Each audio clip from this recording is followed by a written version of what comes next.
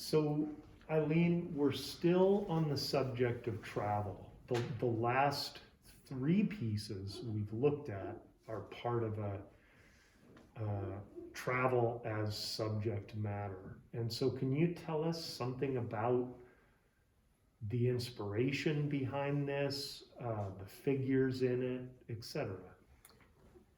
Again, I use three elements in this quilt as the inspiration. Obviously, a photograph of some men working during our travels, walking away from me. The color scheme is from a picture of a lunch that we had at somebody's home along the Nile River in Egypt.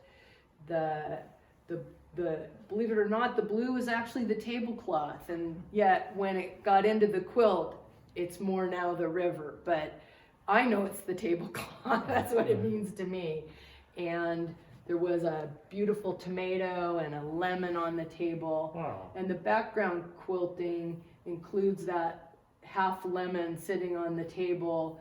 And this is the sail of the felucca that we rode on in the Nile and the shape of the boat. So it's an abstract composition with hidden meaning for me.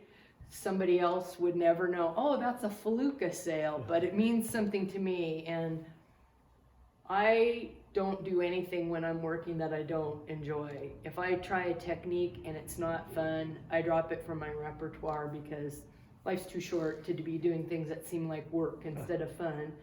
So if I'm working on something and it just makes my heart sing because it reminds me of a fabulous day riding on a sailboat in the Nile, that makes the work so enjoyable. And this is another example of my technique using shears. They're made out of a yellow organza, and that way you can see the composition behind them. It's also a little bit melancholy in that these are figures of people that are working hard. I'm a tourist there. They're walking away from me. They're not interacting with me. I'm just observing their life. And after I made it, I realized it felt a little wistful, the way that they are transparent and turned away from me.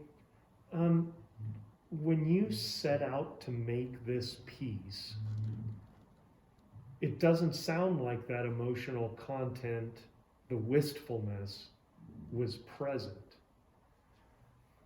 So in the process of making a piece like this, where you can't paint over something or what have you, can you in some way sort of map out where this began and to the piece that we see today?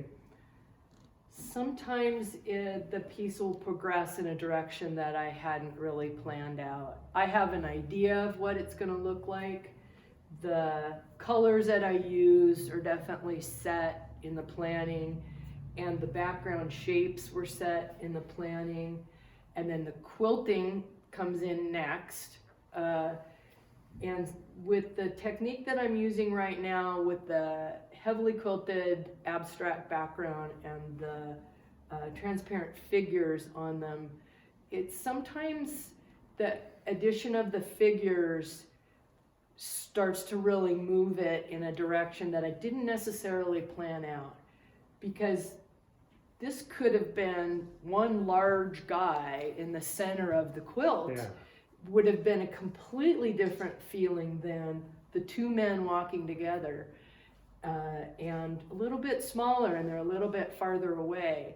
When I was making this, one thing I like about the technique I'm doing right now with the organza and the outline stitching is I can flip my figures. I can have them pointing in different directions, and I can create a composition.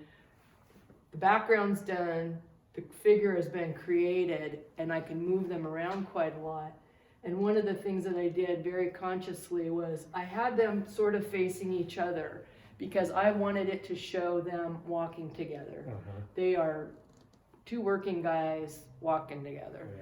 And that freedom to adjust when I'm in the middle of making the quilt is a really fun aspect of this technique that I've been using lately. This is delightful, but I also sense that wistfulness or some degree of melancholy in it. What a delight. Thank you. Thank you.